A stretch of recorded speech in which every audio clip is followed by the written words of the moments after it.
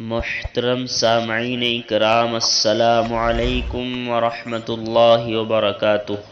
آج کی ویڈیو دو باتوں پر مشتمل ہے، ایک اہم مسئلہ اور ایک اسلامی کیلنڈر۔ مسئلہ یہ ہے، کیا فرماتے ہیں علماء دین و مفتیان شرع متین مسئلہ ذیل کے بارے میں کہ مغصوبہ یعنی چھینی ہوئی زمین، مغصوبہ جائیداد واپس کیے بغیر حج کو جانا کیسا ہے؟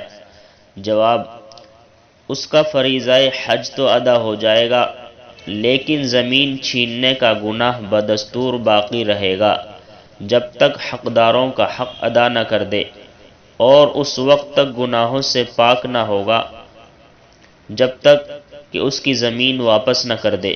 صحیح بخاری۔